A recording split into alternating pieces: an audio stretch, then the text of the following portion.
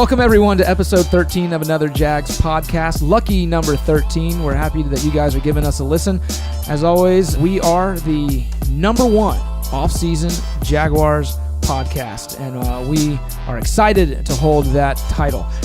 We want to let everyone know that we are on Twitter at Another Jags Pod and Facebook and Instagram at Another Jags Podcast, and we are on all podcasting platforms, including iTunes, SoundCloud, and all that good stuff. I'm happy to announce, gentlemen, that we are 10 weeks away from the beginning of, preseason, but that's something. We'll take it. It's 100 days from kickoff and 10 weeks till preseason. So, Joey, I ask you, does that make you feel better? How you doing tonight? It makes me feel much better. I mean, I'm doing pretty good, but I'm really jonesing for some football, man. Yeah, we're kind of in that place right now where it just seems like kickoff is forever away. The excitement of the draft has died down. We have OTAs, but there's not a lot there. And I feel you on that. Jason, how you doing? I'm doing great, man. I love the NBA, so I'm happy right now, but it's about to be over, so it is. There, Joe. And there's a short off season for the NBA, though. You blink and they're playing. That's true. Again. And the Rays are 2 games above 500, so I can't complain. Oh, okay. We're done a little baseball. I love it. A little baseball talk in there. Robert, we're going to assume that your answer is that you are not doing good tonight.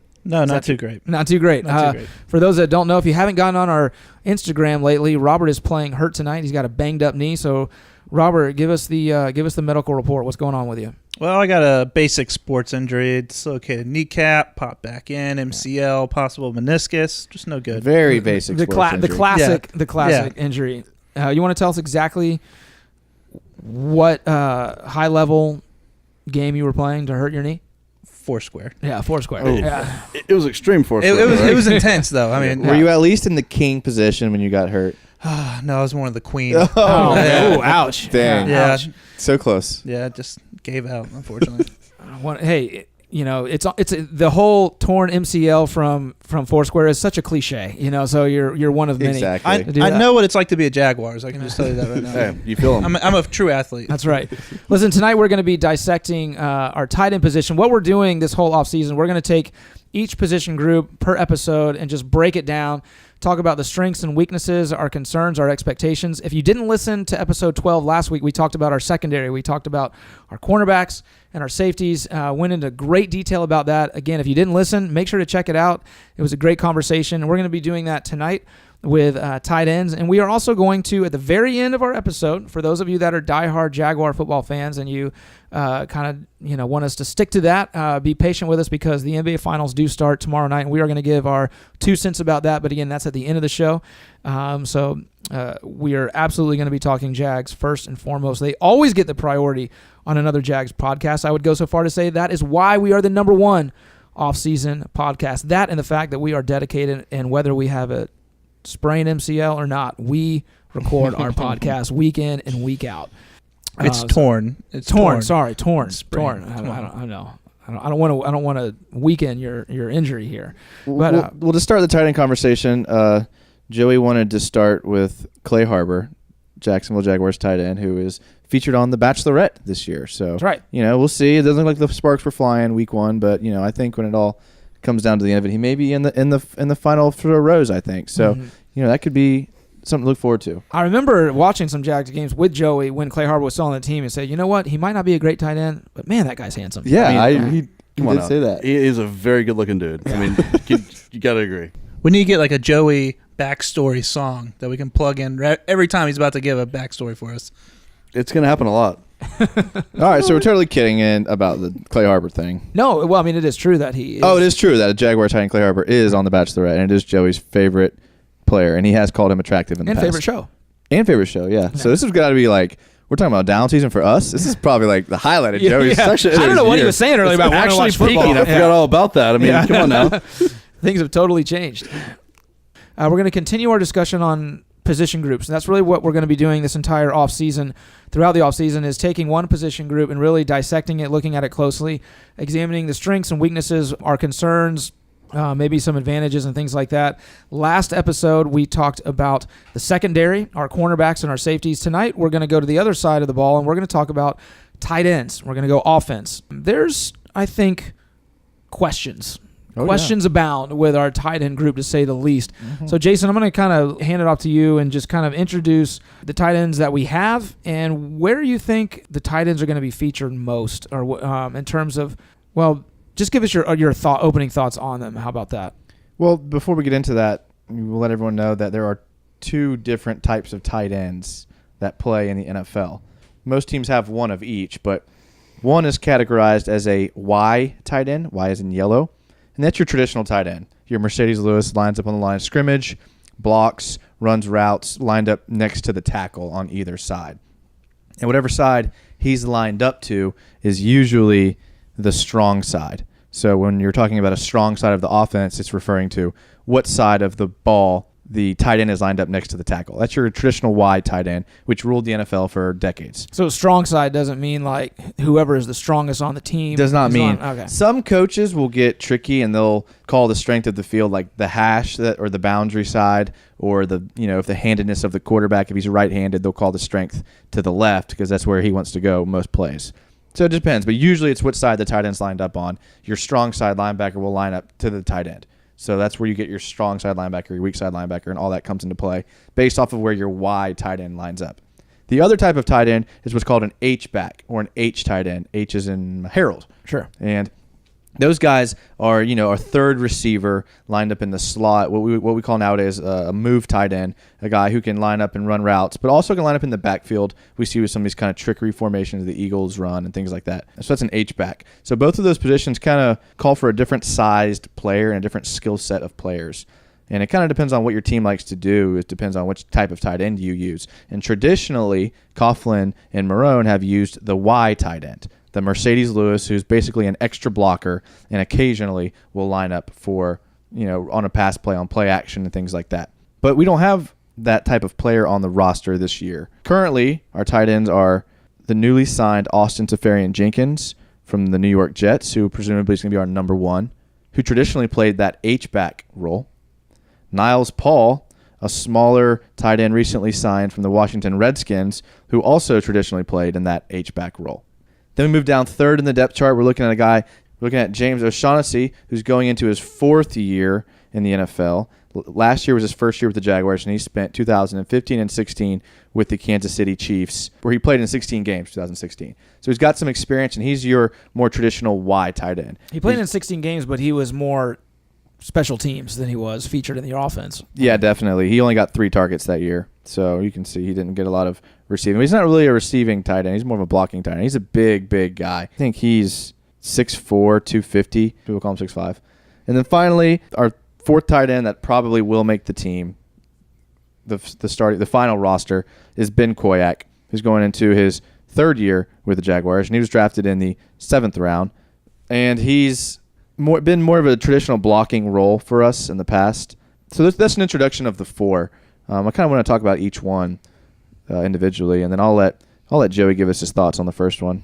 Joey, what do you think of Austin Seferian-Jenkins? Just looking at the tight end group as a whole, him specifically, because that was our big pickup. Everybody thought we'd do some things, kind of splash in that area, and he was our splash, if you want to call it that. Again, man, he's saying all the right things, which since he's gotten here, it's impressed me. He really seemed, the word out of OTAs is that he's working his butt off. He's a good dude. Like all that off the field problems that he had are gone, it seems like. Community-wise, he's already gotten involved there. So, I really think that he is on the straight and narrow as far as that stuff goes. And if that's the case, physically and everything points to the fact that he could be awesome, but he's just never done it. So, it's just like we've got all these flyers of people who could – are they going to be good? Maybe. Maybe not. I don't know. It scares me, man. I think what's interesting, going back to Jason, what you were saying a minute ago, is how Coughlin and Marrone have always used more of a Y tight end, blocking tight end, Mercedes Lewis tight end. I would even go so far as to say the Jaguars franchise, since its existence, has never had a true pass-catching tight end. I think they drafted Mercedes to be that way back when in the first round, but he never really developed. And so I'm with Joey. I'm kind of it's just funny, the contrast from last week's position group being our secondary. We have Jalen Ramsey, AJ Boye, Church, Gibson, these guys that are these names, and we know what they're going to do. there's question marks at wide receiver, but at least we know who most of them are, and we've seen what they can do.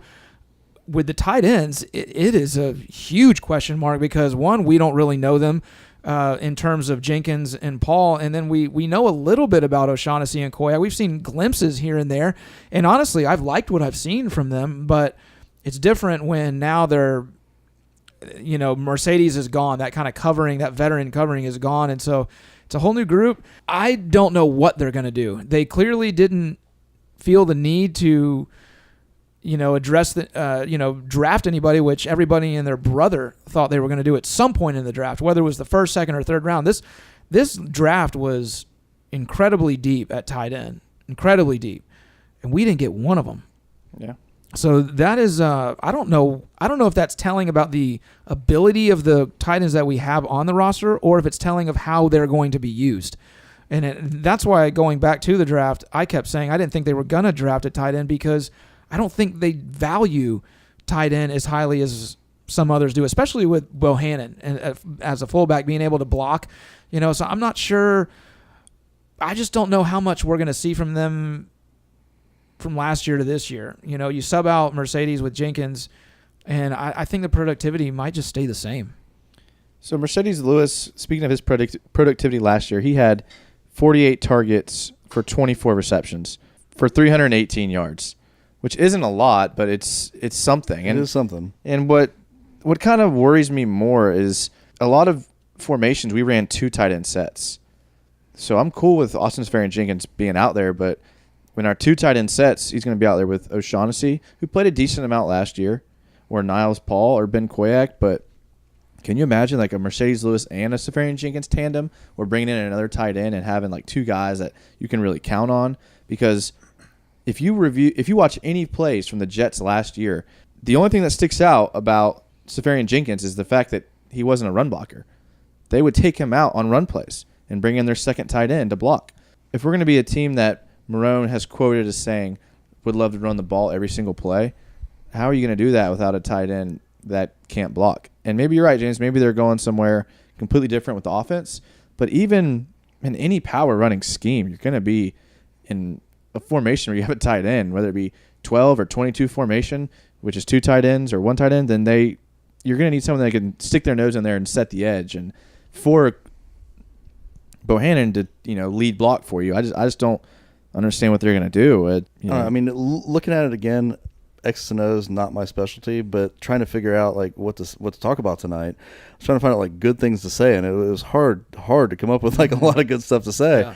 But when James made the point of Tommy Bowe, the fullback, a lot of people don't use those, and then I was thinking about the fact we got Norwell.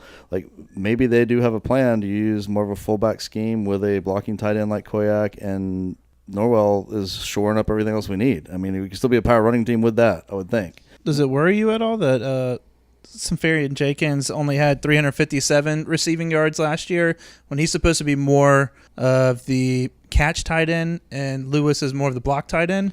No, it doesn't concern me at all because if you look at his stats, he started the season really well. And then when Josh McCown got hurt and Bryce Petty came in, his stats just dropped off. So he got most of his yards and stats at the first half of the season when he had a capable quarterback. Well, yeah, I mean, he could blow up this year. I mean, the years before that, he was hammered most of the time, apparently. He's not a bad receiver. The way he could. Yeah. I will say this. OTAs have continued this week, and reports coming out of it is, OTAs are very hush-hush and secretive for some reason, and I have no idea why.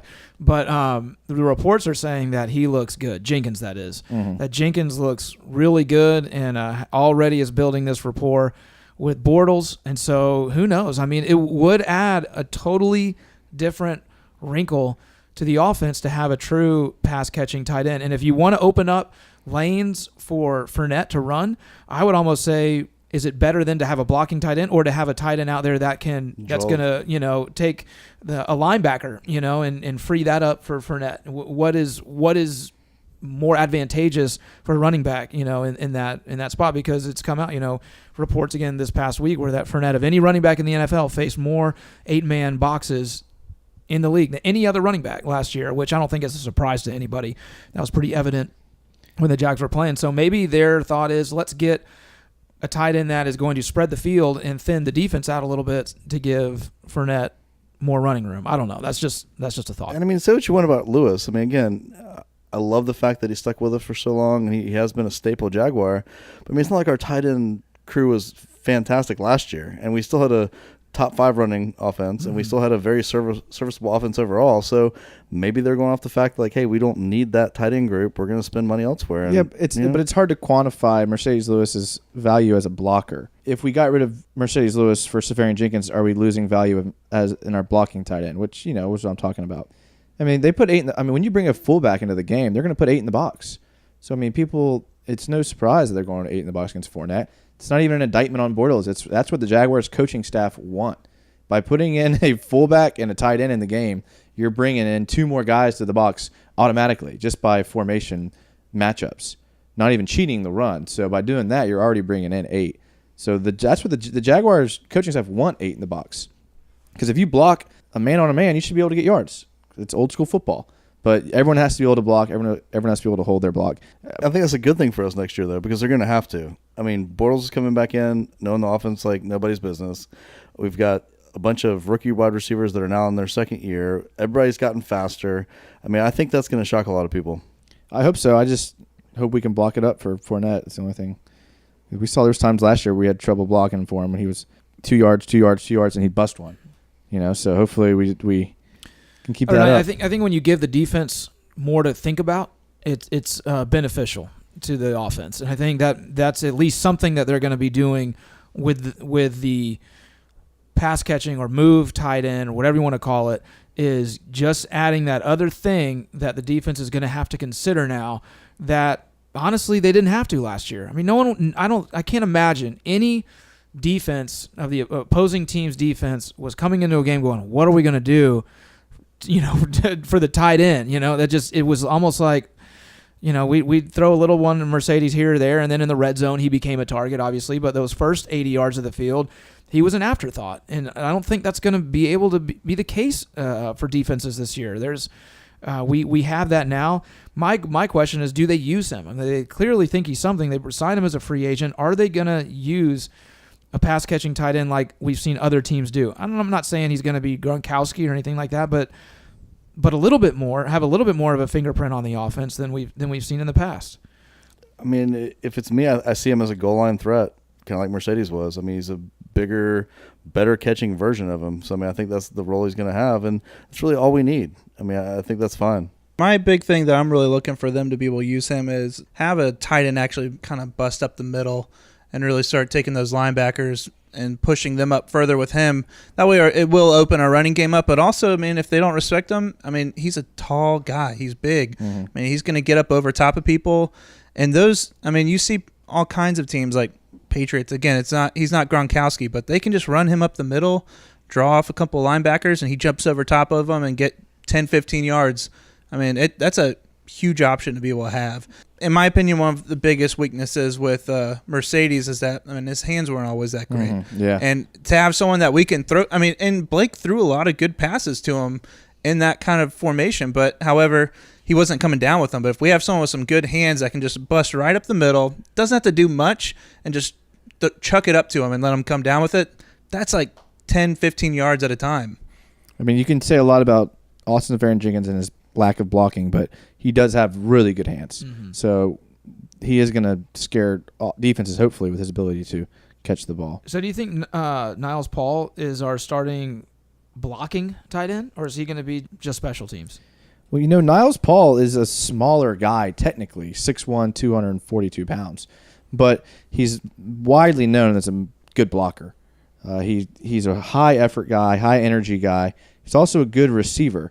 His biggest knock on him is just his ability to stay healthy. Almost every year he's been in the league, he's been hurt, and a lot of seasons being out for the season by week 3. He's got some concussion issues too. I mean, in 2014 he was out week 4 and 5. 2017 he was out 9, 10, and 11. Those were just with concussions. I mean, when you start having that many, I mean that's not good. That doesn't usually show a lot going into the future. Usually it's just going to happen easier for you. Yeah, but if we can get like 3 or 4 good games out of him, that's cool, right? That's right. Let's make it the important ones. He's really known for his special teams ability. He has that famous hit, I think it was Austin Pettis for the Rams, where he almost knocked him out of the game, hit him so hard, got a helmet-to-helmet call, but great tone-setting hit. He's got solid speed, good hands, like we talked about. A bit undersized. Apparently, he had some issues with Mike Shanahan, but before that, he was named a starter over Jordan Reed until he got injured.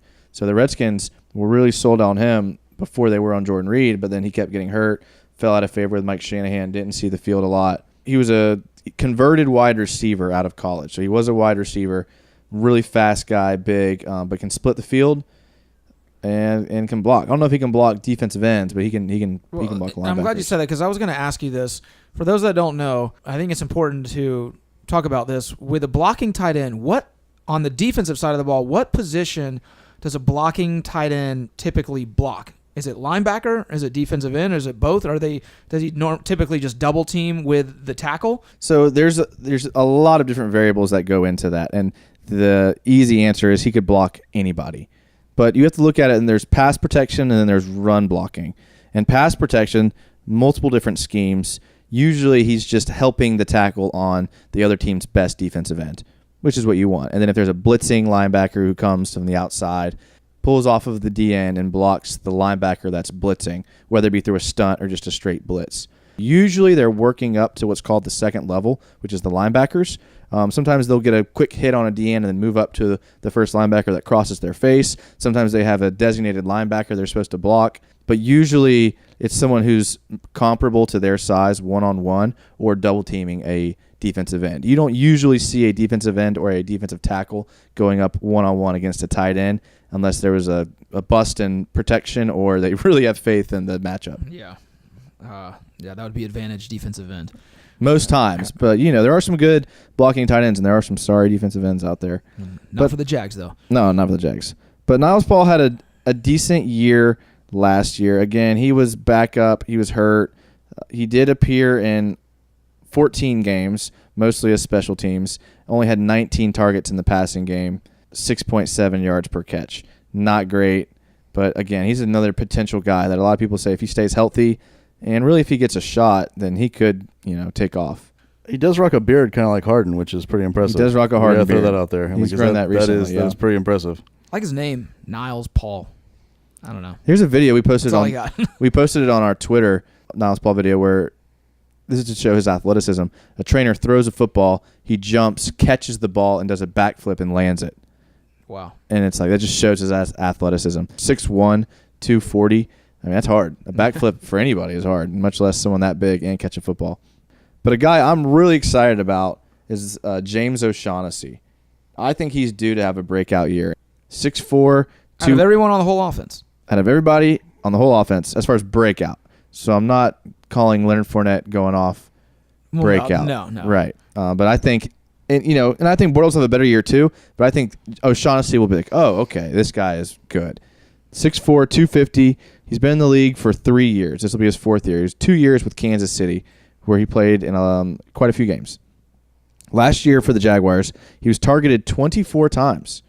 Not bad for a third string tight end. Who they kind of got off the heap. Yeah. I mean, he was just out there floating around. They picked him up. 14 receptions, 150 yards, 10.6 yards per reception. I mean, and he really came in clutch in the playoffs, playing a lot more reps in the second half of the year. I think he had 5 receptions against the 49ers. So, I mean, he really came on toward the end of the year. Big guy. I think he's going to be good. Already plays a lot of special teams, but he can block and he can pass catch. So I think, you better watch out for this guy because he's my breakout player of the year. And there you heard it first. And I think that's kind of where they were going with everything is that, I mean, you can only spend so much money in so many spots, and we're so loaded in so many areas that they had him on the roster. They went out and got Jenkins, and they were like, whatever happens in camp, it happens. If one of them comes out and shows out, if one of them, both of them do whatever, if they don't, then we're just going to modify things around what happens with that. And I agree. I think he could definitely have a breakout year, and I hope he does. I mean, it would be really cool because he's kind of earned it at this point, paid his dues. I didn't know him from Adam when the Jags picked him up last year, but when he played, I thought he made the most of his time. It just seemed like he was, he didn't get a lot of snaps, but he always got open, and it was always in a crucial time. So he may be one of those guys that Bortles just kind of locks in with. I don't know if I'm as high on him as Jason in terms of having a breakout year. Not because I don't think he's capable, but again, I just think it goes back to the Jaguars valuing that position and how much they're going to incorporate it into their offense. But I do believe that he is a player that is going to make every opportunity count. And he showed that last year, especially in the most important moments, which was the playoffs. And I hope that he does continue it. I like his size, his hand. I do remember him dropping like one ball last year, I think is all. But he was pretty good with his hands. But can I just stop for a second and just ask you all? I mean, is this position group of all of the entire Jaguars the one that just has the most question marks to you? Like you're kind of scratch your head over the most? Yeah, I mean, I would only one I'd throw up there is middle linebacker. But I mean, we have studs as starters. I mean, the position group that's a position, but position definitely group. tight end. Definitely, and like I said, I could see James O'Shaughnessy starting by the end of the season, and he's going into it as like the 3 right now. I could see Niles Paul in so many different roles. I could see Safarian Jenkins, just coming in and goal line sets. I mean, there's like you said, so many question marks. I mean, what are we going to get out of Ben Koyak? He's going to be fighting James O'Shaughnessy for that third, fourth spot, and he's primarily a blocker, but he's a little undersized too. Yeah, and, I don't think there's really much of a fight there though, because based off of last year, O'Shaughnessy had way more reps and everything. Koyak really didn't do much at all. When you look at it, he was just a guy that they plugged in to give Mercedes or O'Shaughnessy a breath real quick. Other than that, he really didn't do anything. He had a couple of catches here and there. He had a big catch was it against the Bills? For the opening drive of the Steelers game, he had a big catch. But overall, I feel like for tight ends, you have Jenkins is the 1, and then you have 3 2s after that, and that's kind of how I see it. I don't think there's a lot of competition there, and even Jenkins at 1. I agree with Jason. I think O'Shaughnessy could very well take that, take the number 1 tight end position. What did they sign Jenkins to? Was it just a 1-year deal, or was it multiple years? Was it 2-year, $10 million? It was a 2-year deal, but the second year was completely an option for us to pick up. Okay, so it's not like a 1-year deal with us having the option to take him in the second. So it's not like they're invested in him to this great extent where they can't unseat him if O'Shaughnessy has an incredible start to camp even. I don't even think it'd be the end of the year. If he's playing to his caliber and potential, we could see a change in that by the 3rd game of the year. Who knows? Yeah. But it just seems like that. Like it's wide open at this point. Open. Plus, kind of play off that though. That is probably the best position group in our team not to be good because we don't really use them all that much. Yeah, I agree. So, if they do suck, they suck. We'll deal with that and work around it. O'Shaughnessy, that'd be awesome if he is the breakout one. Can you imagine the O'Shaughnessy's Pub or O'Shaughnessy's Sports Bars all around town? Yeah. Stick around for a while. I like the last name. Can't go wrong there. I don't know. I think one of our biggest lacking things for quite a while on our offense has been the tight end position, strictly for red zone side of it. Having a big guy in there that you can just force it into, that can allow your receivers to get more open on the edges or whatever. I think, if anything, our tight end group needs to be better this year, and just in the sense of red zone plays. You can't rely on Fournette every time to run it in. No, so you have to have you need a big guy nowadays. I think that's where Moncrief comes into play, though. I think that's what they're banking on. He's a big wide receiver, man, and possibly Lazard. Yeah, true. We don't know. The same size. Yeah, I saw a picture. Actually, if you go on Jaguars.com, they mic'd up Keenan McCardell. My boy. During one of the OTA practices from last week, and at the very end, it has all the receivers huddled up, and Lazard is a good, foot higher than everybody else. Yeah. He's a giant. So they could have that. But I would like to see. I don't have this in front of me. I don't know if we could pull it up, but compare Mercedes' touchdown reception, I think at 5 last year, where that ranks among starting tight ends, and see what the drop off is. I would bet that it's not that much different from the top guys. You have your upper echelon pass catching tight ends, and then I think there's just kind of this, they separate themselves, but then there's everybody else, and I would say Mercedes falls into that everybody else next tier tight end. And if that's what we're talking about replacing at the tight end position in terms of just touchdown receptions, going back to Robert's point, I think we can do that no problem with these guys. Just going off memory, I think that's going to put him right around 18th. Your memory's wrong. Oh, it was a nice try. Throw the flyer. It was actually 11th. Ooh. Okay, so almost James top just 10. said. Yeah. Very Good close point. to the top Jimmy 10. Graham was first with 10. Rob Gronkowski was second with 8, or tied for second with 8, with Rob Gronkowski, Travis Kelce, Zach Ertz, and Kyle Rudolph. And then just, Tyler Kroft, Cincinnati, Evan Ingram, who was a second-year player, New York Giants, Cameron Brace, Buccaneers, O.J. Howard, Buccaneers. So the Buccaneers had 2 players with 6. 2 tight ends. O.J. Howard had 6 touchdowns. Yeah. Because he was on my fantasy team and did nothing. And then Jason Witten 10th with 5. Or tied. So Mercedes Lewis is tied for 10th. So he was in the top 10 with 5. Wow. I mean, so that's what I'm saying. Like, I think we can still have a top 10 tight end with the guys that we have. I mean, shoot, it takes 1 or 2 good games and you're in that, that top what bracket. How many did he have against the Three? Ravens? 3 in one game. Exactly. I mean, that's why he's there. That's true. If you take away those 3. And then I think he had 2 in one game, didn't he? Or am I just making that up? No, he had 1 in the playoffs. This isn't playoff stats. Oh, it isn't? Mm-mm. Okay. So it's just a Regular season, Well, yeah. I still think, even with a 3-touchdown game, I think I think we will get a total of 5 touchdowns from our 4 tight ends during the regular season. That's true. Yeah, there's enough gimmick plays. And But our offense needs to be better this year, though. So I don't want what we had last year. I mean, our offense needs to be better. There's a lot of times in the red zone was it the starting drive against the Patriots? We walked away with 3. We need 7 there. That's why I want more size in there. If we look at snap count percentage amongst the tight ends last year, just to give us an idea, Mercedes Lewis played in 80% of the offensive snaps. The second tight end was Ben Koyak, who played in 37% of the offensive snaps, which is more than I remember, to be honest. I mean, more than a third of the snaps, offensive snaps. And then James O'Shaughnessy with 21%. Decent amount of play from the tight end position. I mean, we use a tight end almost every single play. So if you go percentage of snaps versus productivity, I would think O'Shaughnessy would be number 1 in that. Absolutely. Like you said, made the most. And those are kind of misleading because O'Shaughnessy barely played at the beginning of the season and Koyak played a lot. Then they kind of flipped their playing time roles toward the back half of the Was O'Shaughnessy even season. on the team at the beginning of the year? I felt like they picked him up in the second or third week.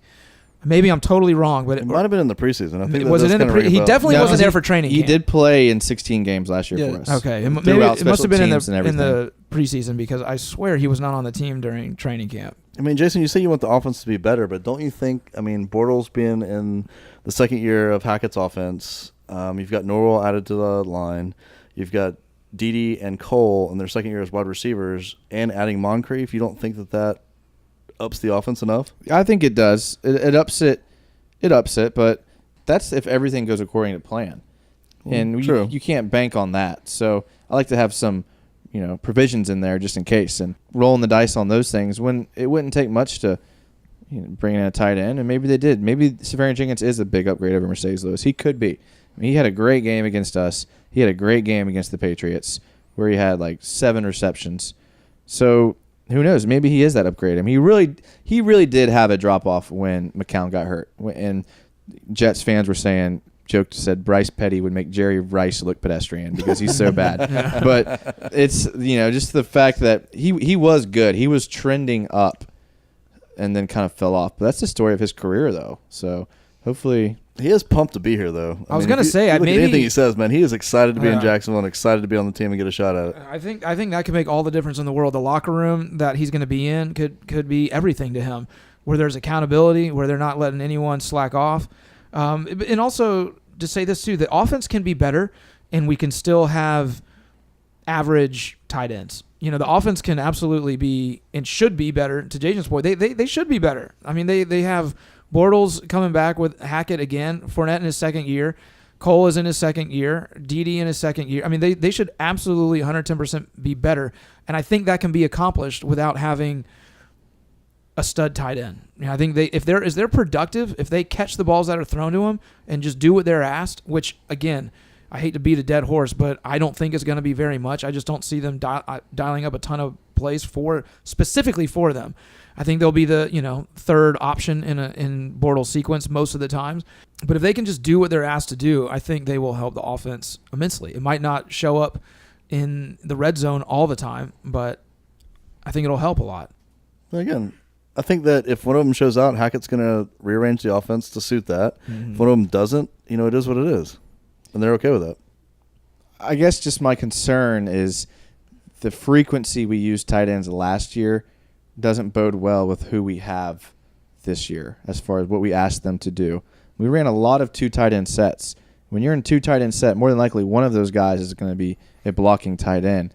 And I just don't really have a lot of faith in any of these guys to hold up against, a schemed blitz against the Steelers or a schemed blitz from the Vikings. When those teams are running some studs at you and you don't want some deer in the headlights guy who doesn't know how to hold a block protecting Bortles.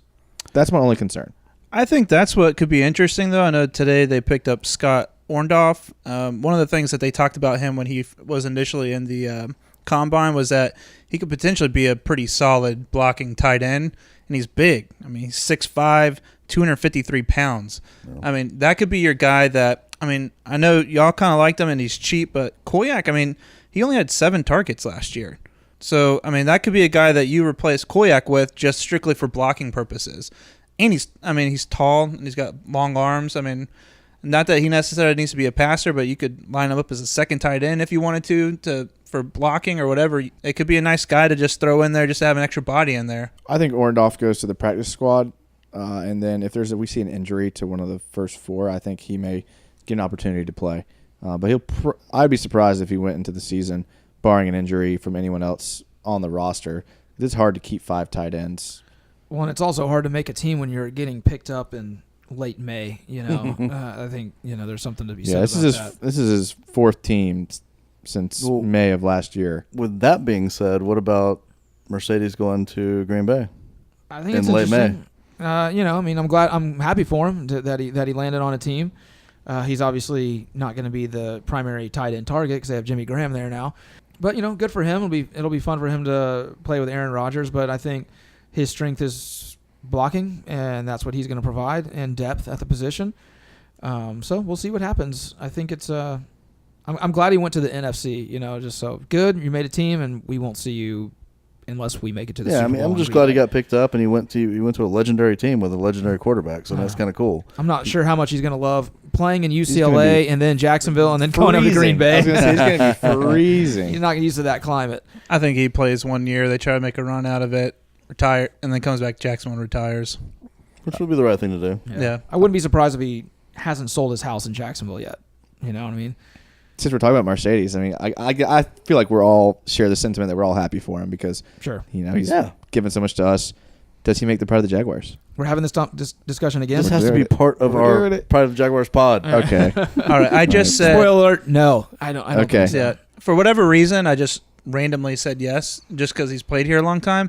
But I remember for years, I absolutely despised Mercedes Lewis because he dropped the ball nonstop. I really despised him. He had 1 good year, and then he had multiple seasons of just bombs. So no, I don't think he does. He'll be in the Pride. He'll be in there. Not I guess I wouldn't riot in the streets if he did make it. I wouldn't lose any sleep over it. But if I had a vote, I would really have to look at his numbers. They'd have to get in front of me. Although you're right, Jason, when you say that his numbers don't tell the whole story with what he gave the team. But my knee jerk and gut says no. No. Is he the best tight end we've ever had? Yeah, but you can't yes, he's the longest tenured. Kyle Brady. I don't know. Kyle was good. He wasn't on the team long enough. Exactly. Yeah, but just sticking around to stick around, that doesn't mean you're good. I wouldn't put Brad Meester in there. He was in the Jack. Stick around if you're bad. Henny's been around for a while. Is he our best backup quarterback? Henny hasn't been around nearly as long as Mercedes. 4 years. That's pretty long for a backup quarterback. Mercedes came in 2007? 2006. Yeah, 2006 or 2007. Yeah, so. I'm not saying he hasn't been around forever. I feel like Mercedes and Meester are in the same. Yeah, class. I think they'll go in too. And I don't think either one of them should be in the Pride just because you've been there for. I appreciate it and I like them because of it, but I wouldn't put Paws in the Pride. How many Pro Bowls has Mercedes made? Really made, not the 8 tight ends got hurt and so now you're in. Yeah, but actually made. Considering, but blocking tight ends don't make the Pro Bowl. He wasn't supposed to be a blocking tight end though. That's right. Supposed to be. He wasn't supposed to be, and after 5 years of not being what we drafted him for, he became that. Yeah, I agree. I'm with Joey on this one. I'd say no. You got to keep that bar high. Yeah, that's the Pride, we should pull Brunell out of there. For the Can you be removed? Robert's still on that. I was thinking that threw me off last week when Robert was so hard. But I'm like, man, thinking about it more, like, dude, Brunell was good. Yeah. Oh, yeah. He was good. I mean, and you know that, but it's like when someone says they're bad, you're like, was he? Like, no, he was good. Well, the fact that he did lead the NFL in passing yards and rushing yards in the same season. Yeah, with 3,600 passing yards? All right, let's not get back. I think on it was this 4,200. I'm getting mad already. The dude led the league in passing yards and rushing yards. He's good. Yeah, he's good. There's no debating that. I don't know. It doesn't matter who it is. I never once said he wasn't good. I said he wasn't elite. Yeah, it wasn't. I wouldn't say he was elite, but he was good. He was very above average. For Bortles sure. will be good to almost great. Bortles will be better by the time he leaves. I would agree. I hope so. He's already on track. So. He's already having better stats than he did when Brunell was in the league at this time. All right, we've gone off a little tangent. All right, sorry. We always do. We always do that. I think you're gonna have to when you're talking about tight ends. Yeah, that's true. Anything else you guys want to add about tight ends? No, I will just say again what I'm most interested in is not necessarily even who starts, but it's just how they use and utilize tight ends this season. I think and hoping that it's going to be different than what we've seen in the past. I think I'm interested to see what Jenkins can do, and I really do think that because of the locker room that he's going to be in and the environment that he's going to be in here with a team that is ready to win now versus, a team that most people thought were tanking before the season even started last year. I think we could see the best of him this year. That's what I hope in Jenkins. So I agree. I think that with him, he's got all the physical attributes, and it just seems like he's in the right spot at the right time in his life, and he's excited to be here. So I think with all that, he could be amazing, but who knows? He'll be one of the main reasons I watch preseason football this year, because I really hate preseason, but I will watch it just to see him run, see how he looks out, running routes and stuff like that. So to wrap it up, I just want to give you guys give me quickly, who are you most excited about between Niles Paul, Austin Seferian-Jenkins, James O'Shaughnessy, and Ben Koyak? Who are you most excited about, James? Jenkins. Jenkins. Yeah, I don't think there's any argument. It's Jenkins. And my reasoning is because he's a free agent. They signed from another team, bring him in. I'm just interested to see. We've seen all the other guys. Well, we haven't seen Paul, but he's their presumed number one. So let's see what he can do. But given to what Jason said a second ago, I think O'Shaughnessy could be interesting to see what he does to Alpha, what he did last year productivity wise with the limited amount of snaps. So I think Seferian-Jenkins definitely will get more starting reps, but I'm most excited to watch James O'Shaughnessy because I think he's got a rare mixture of size, strength, and catching ability that we could utilize if used correctly. Very much so.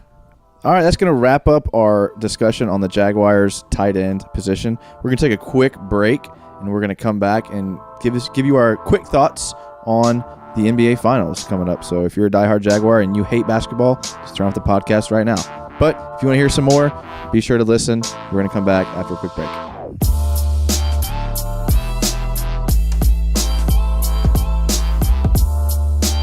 Welcome back to episode 13 of another Jags podcast. We have wrapped up our talk on tight ends. If you think we messed up or didn't address a certain question you had, you can reach out to us on social media. We are on Twitter at Another Jags Pod and Instagram and Facebook at Another Jags Podcast. And we want to remind everyone we are, in fact, the number one off-season Jaguars podcast. It might be self-proclaimed, but that doesn't mean it's not true. And we're going to wrap the show up tonight with talk about the NBA Finals. They begin tomorrow night. It's a huge shock to the sports world that we have the Golden State Warriors versus the Cleveland Cavaliers. I mean, who saw that coming? Can't even believe it. I didn't see it coming. I think it blew us all away. So we're going to give our quick predictions. Our expertise, if you will, on what is going to happen in these next. I mean, it takes 6 months for the NBA Finals to, end. And they really know how to stretch it out. I think they give a week between each game. Yeah. But anyway, so let's start. Who wants to go first? Who's just biting at the bit to give their prediction on what's going to happen? Robert? I think Cleveland wins in Game 7, and it's because the sole reason is I think the NBA wants to see LeBron win one more. and they don't want it to be a repeat of nonstop Golden State Warriors. I think it's in the best interest of the NBA to have LeBron win another one and Golden State wait till next year. So your whole prediction is based on a conspiracy theory. Wow. It is not a conspiracy. This is now fact. I was about to bust out my conspiracy theory, and you just blew it away. That was even like I think Robert thinks Mark Brunell might be a referee. Houston missed 27 3-pointers in a row. This is not a conspiracy. This is fact now. That was a lot. I was totally going to say that I think it goes, way longer than everybody expects, solely because they want to extend it for the revenue, because it's the easiest game to fix, and it's obviously fixed most years. But wow, Cleveland in 7. I still think it's that's bold. Golden State winning. Yeah, they don't fix games in the NBA. They may shave points, but they don't fix games. They extend series for sure. All right, so they also don't suspend players and let them come back for the playoffs real quick. let me, as the only one in here who actually watches basketball, let me tell you guys what's going to happen. And I'll go beyond the finals on this prediction, all right? I think Golden State wins in 5. LeBron James signs with the Rockets. And then next season, we see the Warriors and the Rockets playing in the Western Conference Finals. The Rockets, huh? The Rockets, because he's going to realize the only way that he can beat Golden State is if he creates a super team the way that they did. And the only way he can, I know a lot of people think he's going to go to the 76ers, but after losing to Golden State again, he's going to realize the only way he's going to win is if he joins up with Chris Paul and James Harden. So you don't think... Can you just say for me real quick, Rockets one more time? Rockets. Yeah. So you don't think he stays in the East? That's an easier road to get there. I think he's going to go to the Rockets, yeah. Do you think that would be a better team than Bosch? And without a doubt. Yes. Because James Harden is an MVP. Wade. Chris Paul Wade. is one of the best point guards to ever play the game. So is Wade. But Wade isn't James Harden, though. No.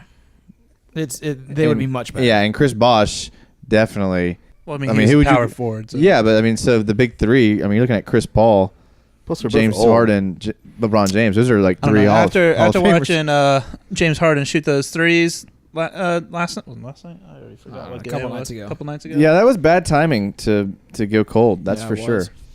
But Golden State got cold in 2015, and that's the reason why they lost. That's true. So or 2016, whenever it was. But like James said, or he didn't say, but alluded to, third time in a row that they've played, which is history. But this is probably the worst Cavs team that's been there. I mean, they totally flipped the whole roster in December. Yeah. So, I mean... Wait, isn't this the 4th year in a row they played? Didn't the first time they played, Warriors won? Next 15 was the first one, so 15, 16, 17. Yeah. This is the 4th. Yeah.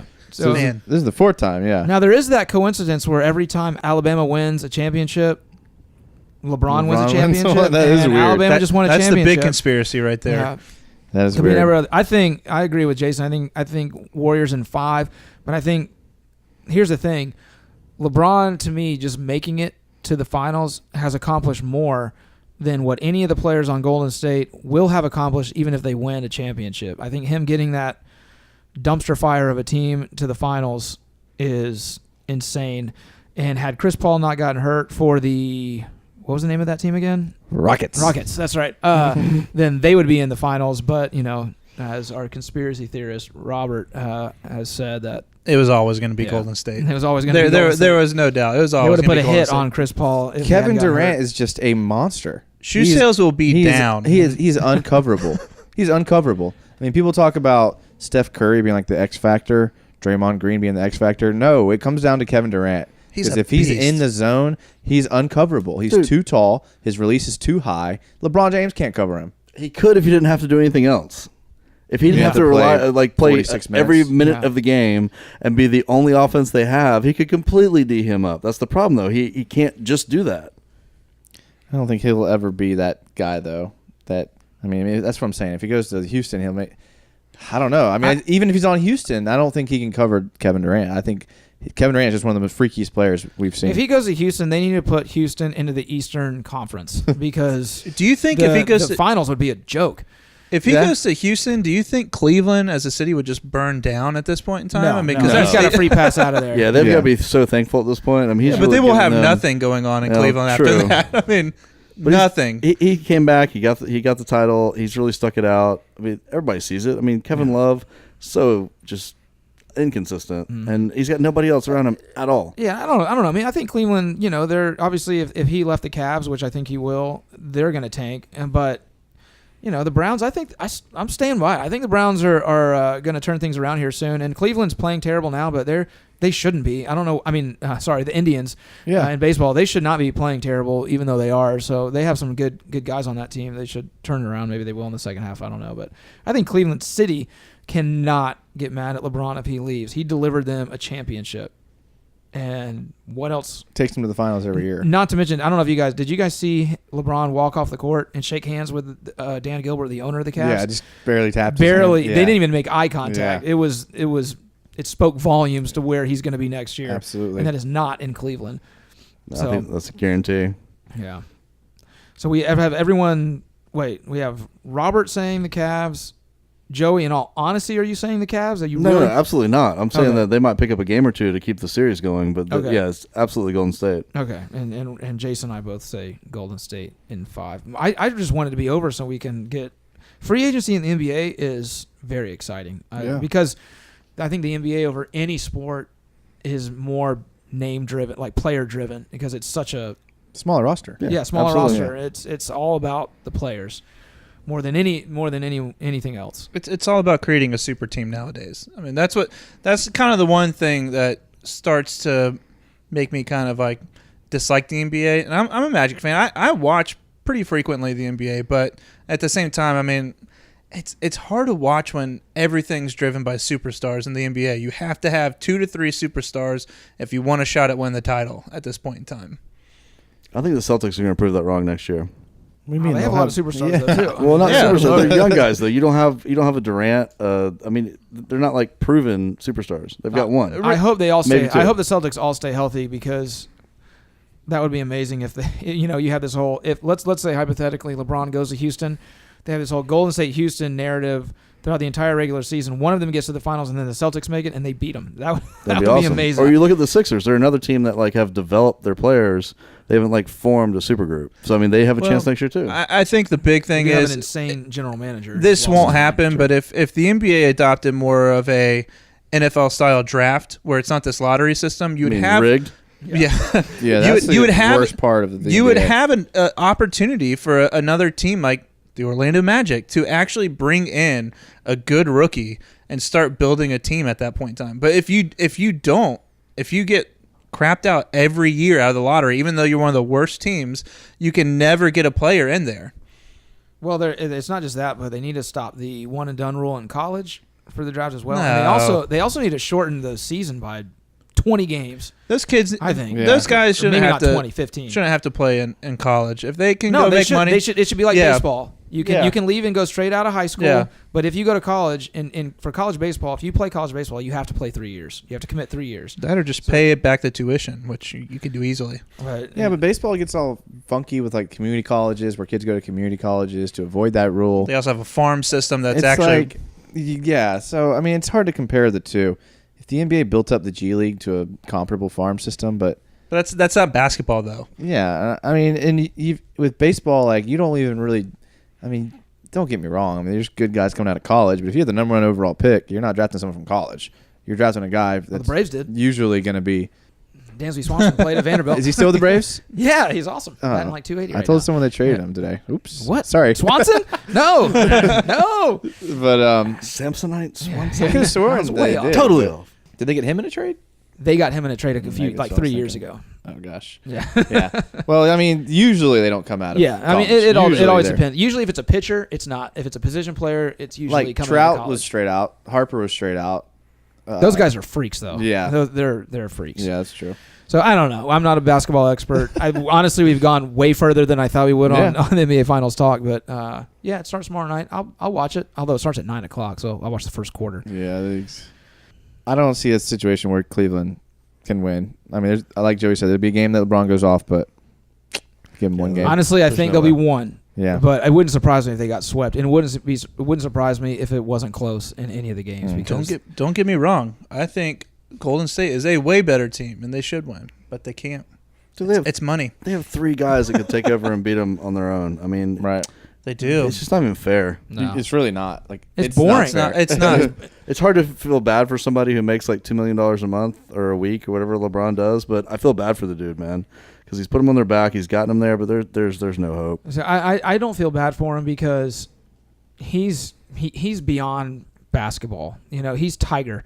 He transcends the sport, and so what he's proven is that he is, without a doubt, the greatest player on the planet right now. I'm not saying ever, but right now. And for him, that's his brand. And he's got his 3 championships. I don't feel bad. He has it. I think when the season's over, more people are going to be talking about what LeBron did than what the Warriors did, because it's a greater feat, in my opinion. Maybe at the end of the season, but history doesn't remember that kind of stuff, though. No. That's the problem. Yeah. 5-10 years from now, no one's talking about the teams that almost made it. They're talking about the teams that did. I'm the biggest Jordan fan of all time, and you want to talk about GOAT, that's a completely different conversation. But I think history will remember that LeBron was one of the best of all time, and from a character standpoint, the dude has never had a ding ever. He's still married to his high school sweetheart. He has kids. He's a good dad. He's involved. He's never had any off the field or off the court issues. That's a lot. When you're 18, you get handed millions of dollars. How about this, to bring it full circle? Let's bring LeBron James on as a tight end for the Jaguars. Jimmy Graham, eat your heart out. Yeah, man, how amazing would that be? I bet Jalen could talk him into it. Jalen and Telvin could talk him into it. We'd have to put him on it. He would ball. Are you kidding me? He would be He'd amazing. Awesome. He would be amazing. 2-3 years, he'd be a stud. Yeah. He's like a little young. He's like 2 years younger than Mercedes Lewis. A year younger? Yeah. But he's a freight train. Yeah. He played 100 games a season, didn't get hurt. I think he came out in 06. He came out in 04. Or did he come out in 06? I don't know. I think he came out in 04. He's 32. Say LeBron. Bron. You only have to play when we are inside the 20. We're going to put you in for one play. We're just going to run you across the middle of the back of the end zone, and you're going to jump as high as you can, and you're going to catch a touchdown, and no one is going to be able to guard you. And you don't have to worry about your hairline because you have a helmet on, and then you can put a hat on like Bortles does. Just follow Bortles' lead, and that's it. That'd be amazing. That would be awesome. That would be so awesome. I think we found our new tight end. But he wouldn't get in the pride because Joey says we got to set the bar too high. Yeah, probably wouldn't. We'll to see how he does it with community service around Jacksonville. That's true. Is he a good character guy? Then he should. What's his backstory? Let me ask you this: does he have a chip on his shoulder? He does not have a chip on his shoulder. No chip on his shoulder. Yeah, I think he's got a huge chip on his shoulder. Well, that wraps up episode 13 of Another Jags podcast. We appreciate everyone listening. Next episode, we are going to be talking about the linebackers. So make sure to give that a listen. Obviously, Telvin and Miles are there. We're going to talk about that gaping third spot. Blair Brown, is he going to be the guy? And all those good things as well. So, again, thanks for listening. And as always, go Jags.